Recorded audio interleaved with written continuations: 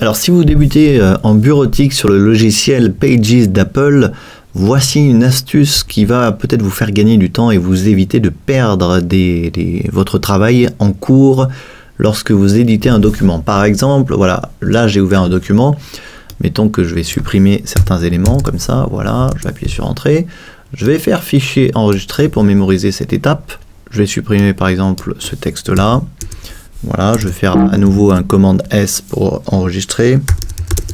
Voilà, là je fais un test, j'écris du texte, tac tac tac, je fais un commande S, etc. etc. Je vais par exemple mettre à l'intérieur une petite figure comme ça, voilà, ok. Très bien, je vais mettre ça en bas, etc. etc. Donc vous éditez un document comme ça, là je fais un peu n'importe quoi parce que c'est juste pour l'exemple.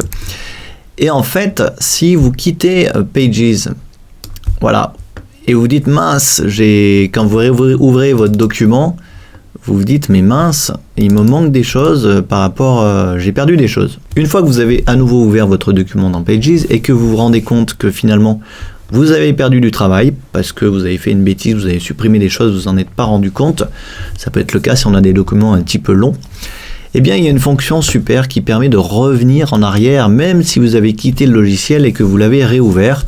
Vous allez dans le menu Fichier, vous cliquez sur Revenir à et vous allez dans Parcourir toutes les versions. Et là, qu'est-ce qui se passe? Eh bien, voilà, vous allez avoir une petite fenêtre qui s'ouvre comme ça et qui va vous permettre, vous voyez, en cliquant ici, de revenir eh bien, dans toutes les dernières étapes de votre document. Toutes les fois où vous avez enregistré votre document, eh bien, à chaque fois, vous pouvez revenir à chaque étape de la création de votre document. Il suffit, quand vous éditez le document, comme je vous l'ai montré, de faire Fichier enregistré ou commande S régulièrement. Et toutes ces étapes sont enregistrées. Si je veux revenir au départ comme ça, je clique sur Restaurer et voici mon document qui revient comme il l'était au début.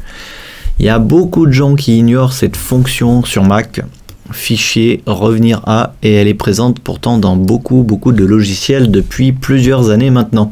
C'est vraiment pas nouveau. Donc je vous incite à essayer ça sur le logiciel Pages et vous allez voir que eh bien, ça vous apportera un confort d'utilisation et peut-être que ça vous évitera de perdre des données précieuses. Voilà.